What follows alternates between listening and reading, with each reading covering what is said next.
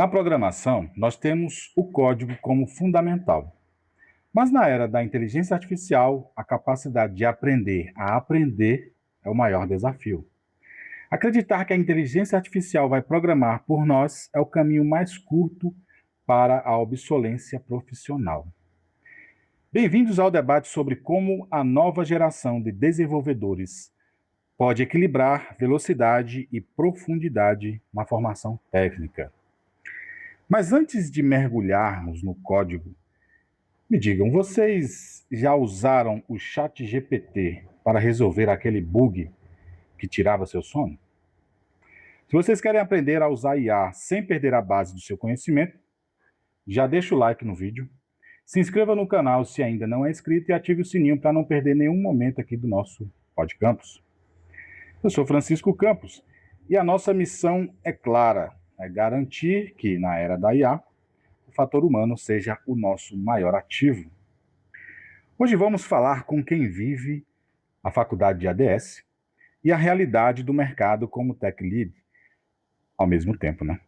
Temos o prazer de receber a Ana Luísa, que vai nos ajudar a entender como equilibrar o poder da IA com a necessidade de um aprendizado real. Ana, seja bem-vindo ao PodCampus. Obrigada Bem-vinda, pelo né, convite. PodCampus. Muito obrigada pelo convite. Bom, Ana, você está na graduação de ADS, né? E já atua como Tech Lead no seu estágio, certo? Qual foi o ponto de virada onde você percebeu que a tecnologia mudou o jogo para quem está começando e o que o estudante de ADS hoje precisa entender que a faculdade sozinha talvez não consiga ensinar na velocidade do mercado? Então, o ponto de virada foi quando eu percebi que com o avanço da inteligência artificial, tá bem difícil para o pessoal se integrar na área, porque o mercado ele não é mais o mesmo de 5 ou 10 anos atrás, porque a régua subiu bastante com o avanço da IA e, consequentemente, a competitividade do mercado está muito maior do que era antes. Então, esse foi o ponto de virada. É a pessoa entrar já com a consciência de que não é tão fácil. Não que antigamente fosse fácil, mas antigamente era mais fácil do que hoje em dia. Então, a pessoa vai entrar com essa consciência de que se integrar no mercado está difícil atualmente. Perfeitamente. Com relação à faculdade, é que a faculdade ela te dá uma base teórica muito boa. Ela te ensina banco de dados, algoritmo, lógica de programação. Então, a base teórica que a faculdade te dá é muito rica. Porém, o mercado de trabalho ele vai te ensinar a lidar com pessoas, a se comunicar, a trabalhar em equipe, lidar com prazos. E o código, ele é previsível, o código ele é lógico. Mas no mercado de trabalho tem muita coisa que não é lógica, muita coisa que não vai ser previsível. O cliente ele não é previsível, lidar com a dor do cliente, com a dor de negócio do cliente não é algo fácil. O cliente ele muda de opinião constantemente. O cliente ele muitas das vezes não sabe o que ele quer, não sabe pedir. Então, lidar com pessoas é o que é mais difícil no mercado atualmente. Exatamente, né? E como é liderar uma equipe técnica sendo estudante? O que essa posição te ensinou sobre a diferença entre saber programar e saber resolver problemas reais? Então, ser tech lead enquanto estudante é um desafio muito grande, todo dia é uma aprovação real, assim, porque saber programar é você ter lógica. Você vai abrir a sua IDE, vai prever a lógica, vai fazer uma função rodar, então tudo ali é controlável, você está num ambiente que é controlável. Já saber resolver problemas reais é você saber pegar a necessidade do cliente, que muitas das vezes é muito confusa, e transformar em algo que seja lógico para o desenvolvedor. Então você tem que pegar e realmente ter um fluxo, montar um fluxo lógico para que o desenvolvedor consiga fazer o trabalho dele com maestria. Então, saber resolver problemas é você saber ouvir as pessoas, saber ouvir o que o cliente precisa e não só codar, porque muita gente entra na área pensando que vai programar o dia inteiro, que não vai ter que se falar com ninguém. Muita gente tem essa visão na área de que a gente não é sociável. Só que depois que eu entrei na área, eu percebi que realmente a gente está o tempo todo tendo que se comunicar, tendo que ouvir o cliente. Então, é uma área onde a comunicação é necessária. E saber resolver problemas é você saber entender a pessoa e entender qual é o problema dela, entender qual é a necessidade dela, não só o que ela quer, mas entender o que ela precisa também. Então, saber resolver problemas é bem diferente de só saber programar. Perfeitamente. Você trouxe aí uma questão bem interessante, que inclusive é um dos pontos chaves do nosso podcast, do nosso canal, né? Que é conectar a tecnologia com o lado humano. É realmente saber ter esse entendimento do que as pessoas precisam, né? Mesmo sendo, né, trabalhar na área de TI e tal, mas a gente entender que a tecnologia, né, a inteligência artificial, as ferramentas que hoje a gente utiliza, não é só código, não é só técnico. A gente tem que estar também com essa comunicação, inclusive dentro do time, né? Às vezes você está lidando não só com pessoas externas, que é o cliente, mas ali dentro do seu trabalho também, né? Tem temperamentos diversos. Então é importante a gente trazer para dentro da tecnologia esse lado humano e ser um profissional mais qualificado, né? Com certeza. Bom, a IA é um acelerador incrível, mas pode ser uma muleta perigosa. Na sua visão, onde está a linha tênue entre usar a IA para acelerar o trabalho e deixar que ela atrofie os pensamentos lógicos e a base técnica?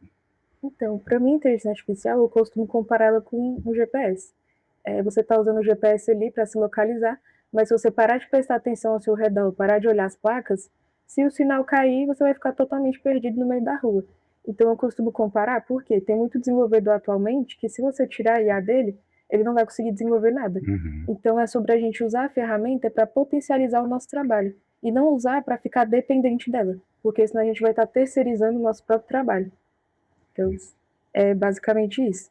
E também tem a questão de que o aprendizado real ele é muito importante porque é muito fácil usar a IA e rodar ela no seu computador.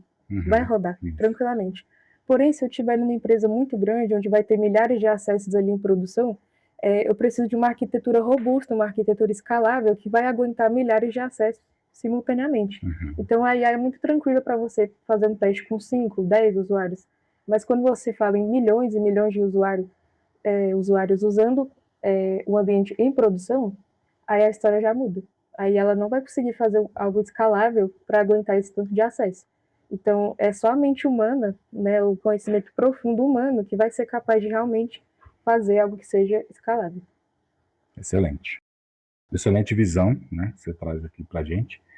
E assim, como que você, sendo essa liderança técnica, orienta quem está começando a usar essas ferramentas sem deixar o lado, né, do código raiz, o fundamento?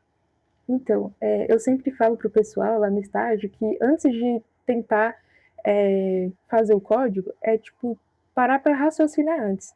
Pega a documentação, lê a documentação, raciocina primeiro, estrutura um algoritmo, vai pensando logicamente antes de começar a fazer o código. Porque senão a pessoa vai ficar muito tentada a pegar o código pronto da IA. Então, o problema não está em usar a IA, o problema está em ficar dependente dela e não pensar com autonomia. Então, eu sempre aconselho a pessoa, tipo, pega uma horinha, tenta fazer sozinho, quebra a cabeça mesmo, porque é essa quebra de cabeça que vai fazer a pessoa aprender e se desenvolver. E lá no estágio a entrega é muito importante, né? Fazer as entregas é muito importante. Mas o aprendizado real, ele é a prioridade. Então, se o prazo está apertado, eu aconselho, gente, fala para mim se o prazo está apertado, porque aí eu aumento o prazo. Porque se você ficar olhando só o tempo que tem para entregar, não adianta, tem que aprender também. Porque, por exemplo, semestre passado eu não era líder, né? Eu estava lá na equipe de front-end. O tech lead de antigamente, ele passava muito, muito trabalho e ele não estava ligando se a gente estava aprendendo ou não. Simplesmente tem que entregar no prazo certo e eu só estou preocupado com a entrega. Mas num ambiente de aprendizado, um júnior, por exemplo, um estagiário, não é assim que funciona. O aprendizado ele sempre vai estar em prioridade. Então, é utilizar a IA de maneira sábia. Primeiramente, você entender, quebrar a cabeça, tentar resolver o problema, e se tudo der errado, você não conseguir fazer, pedir para a IA uma ajuda, não para ela te dar a resposta, mas pedir um passo a passo, uma ajuda, para ela ser o seu auxiliador, e não a sua muleta, onde você é dependente dela sempre. Exatamente. É o que a gente sempre traz aqui, já teve alguns participantes aqui que falaram exatamente sobre isso. Da gente aprender que a IA veio só para auxiliar, né, para você otimizar o tempo de trabalho. Às vezes, antigamente, programadores demoravam bastante para criar ali um projeto, um protótipo. E hoje a IA veio justamente para otimizar esse tempo, né, para facilitar a vida dele, para que ele tenha tempo de fazer outras atividades, por exemplo, trabalhar num layout de comunicação ali com o usuário, né? Então, usar a IA para otimizar o tempo, facilitar seu trabalho, é louvável, mas você precisa entender o código, você precisa entender realmente por que que você está fazendo aquilo. Não é só jogar lá e pronto, né? Exatamente. O mindset ágil é sobre entregar valor com frequência. A gente até falou sobre isso aqui, né? Como a IA auxilia você, né, a ser uma tech lead mais ágil. E por outro lado, o que o estudo pesado ainda é indispensável e nenhuma IA vai conseguir substituir para um bom desenvolvedor. Então, eu costumo utilizar a IA para tarefas que são repetitivas, tarefas que já são muito fáceis de fazer, mas que são repetitivas. Tipo, eu preciso estruturar um README para o meu repositório. Não tem por que eu perder meu tempo estruturando um README sozinha. Eu posso pedir para a IA me auxiliar nisso, porque é uma tarefa repetitiva e que não vai me prejudicar caso eu utilize ela. Então, tarefas que são extremamente repetitivas, ou que você já sabe bem a lógica, você só quer otimizar o seu trabalho, então é tranquilo. Coisas que realmente não vão me prejudicar. Exatamente. E para um estudante que está nos ouvindo ou nos assistindo agora, o que ele deveria estar priorizando aprender em 2026 para não ser atropelado pela evolução constante das ferramentas da inteligência artificial? Então, juntando o gancho da última pergunta com essa pergunta de agora, é que em 2026 o pessoal ainda está muito preocupado em escrever código. Ainda tem muita gente que é só copiador de código, é só escritor de código, que quer decorar sintaxe, que quer decorar isso e aquilo. Porém, hoje em dia, o que mais importa é a arquitetura. A pessoa entender de arquitetura, entender de segurança. Então, se a pessoa entender a base teórica muito bem fundamentada, é tranquilo. Porque a pessoa realmente precisa dar esse foco no que a IA não consegue fazer. Atualmente, a IA não é tão boa em quesitos de segurança, de arquitetura escalável, então é realmente o ser humano que vai saber resolver esse tipo de problema. Então é a pessoa não focar tanto mais em ser um escritor de código, mas focar em ser um arquiteto de soluções mesmo. Excelente. Ana Luísa, a gente chegou agora num quadro do nosso podcast que é o algoritmo humano, né? Onde a gente usa a lógica da tecnologia para otimizar a carreira. Qual é o maior bug que você vê nos estudantes de ADS hoje ao tentarem aprender programação com o auxílio da IA? Então, o maior bug que eu vejo, que inclusive eu também já caí nessa armadilha, é toda vez que você tiver que debugar um código, não pensar primeiro. Simplesmente copiar e colar na IA, não entender qual é a solução e colocar na sua ideia achando que você está aprendendo, tipo, tá resolvido, tá bom, tá rodando, tá bom. Mas não é assim que funciona. Porque muitas das vezes, se você tirar a IA daquela pessoa, ela não vai conseguir debugar o código, não vai entender a solução. Então, o maior bug hoje em dia é as pessoas pegarem o código pronto da IA, colarem e não enxergarem o mal que isso faz, porque essa linha entre você ficar muito dependente da IA ou não é quase imperceptível. A pessoa ela fica se enganando. Ela fica, se eu estou entregando o resultado, se eu estou entregando no prazo, tá tudo bem, eu estou fazendo meu trabalho. Mas muitas das vezes você está se auto-prejudicando e utilizando a IA como se fosse uma armadilha sem perceber. Então aí ela tem que ser o nosso auxílio mesmo, não a nossa armadilha que vai fazer a gente perder a nossa base teórica. Exatamente. E se você pudesse escrever uma função de correção para esse erro de aprendizado, qual seria o comando? Então, se eu escrevesse uma função sobre isso, eu escreveria a função compreender antes de colar. É a pessoa fazer um trato com ela mesma de verdade. Por exemplo, eu só vou usar o código que a IA me deu de graça se eu realmente souber explicar como que funciona cada linha daquele comando. Se eu não souber explicar como funciona cada coisinha daquele código, aquele código não é meu e eu não posso usar. É a pessoa fazer esse pacto com ela mesma, de eu realmente só vou colar se eu entender cada linha de código. Excelente. E qual a primeira ação prática que o estudante pode implementar amanhã cedo para começar a aprender de forma mais profunda e estratégica?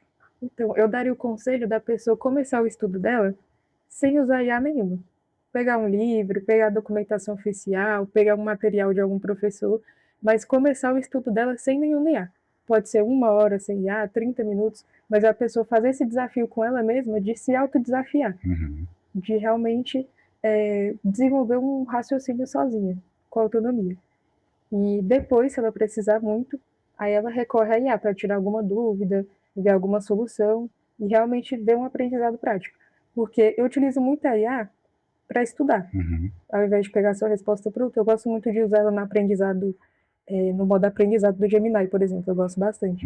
Porque tem que ser usado como último recurso. Quando eu estou desesperada mesmo para aprender aquilo, aí eu uso a IA. Mas é isso, é a pessoa pegar o estudo dela com autonomia primeiro, antes de sair pegando a resposta pronta da IA. Excelente. Você trouxe um ponto-chave nessa resposta, que é justamente você utilizar a IA para estimular o seu senso crítico, né, o pensamento crítico. Você sabe, aprofundar o seu conhecimento, se tornar um profissional até um pouco mais qualificado, tentando entender por que, que a IA gerou aquele código, por que, que gerou aquela resposta, né? Tentar buscar realmente por trás ali. Não é só, ela me deu isso aqui, pronto, vou usar. Não, mas por que, que ela gerou isso? Né? Vamos aprofundar esse conhecimento. Isso faz com que o estudante seja até um profissional além do seu tempo, né? Fazer essa pesquisa, esse aprofundamento, não é uma elevação intelectual. Muito bom. E para finalizar, que mensagem você deixa para quem sente que com a inteligência artificial a profissão de desenvolvedor vai acabar ou se tornar irrelevante? Então, a profissão de desenvolvedor, ela não vai acabar. O profissional que realmente vai ser afastado do mercado é aquele profissional que só copia e cola. É aquele profissional que realmente depende da IA para tudo e não compreende, ele só copia e cola. Então, se a IA um dia, porventura, vier a cair, a pessoa não vai saber trabalhar. Então, esse tipo de profissional, realmente, o mercado ele vai cortar. Mas o profissional que tem autonomia, tem pensamento crítico, tem pensamento próprio, realmente se desenvolve o tempo inteiro, porque não adianta ficar acomodado. Na nossa área, realmente, é sempre que está estudando coisa nova, até sênior, né? Até sênior ele está ali se desenvolvendo, estudando coisas novas, trabalhando. Então, na nossa área, não pode ter comodismo e não pode ter a pessoa ser dependente de uma ferramenta. Porque a tecnologia é a nossa ferramenta. Mas se a gente for olhar a engenharia de software como um todo, ela é a ferramenta e a gente, ser humano, é a solução. Aí ela não é perfeita, ela vai dar problema, ela vai dar bug. Então, quem vai resolver esses problemas somos nós. Então, a gente não vai perder o nosso emprego para IA. A gente pode vir a perder o nosso emprego para quem sabe usar IA de uma maneira mais sábia que a gente.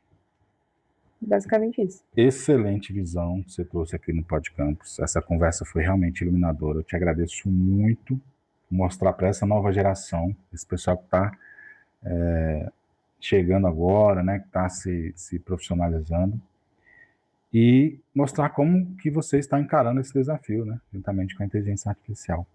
E se você se sentir à vontade, você pode deixar aí as redes sociais para o pessoal encontrar, ver como é que funciona o seu trabalho. Então, eu vou deixar do meu LinkedIn, porque é lá que eu posto a minha caminhada profissional inteira. Então, é no LinkedIn, Ana Luísa Fernandes Novaes, e eu agradeço muito pelo convite, foi muito boa a conversa. E é isso, obrigada.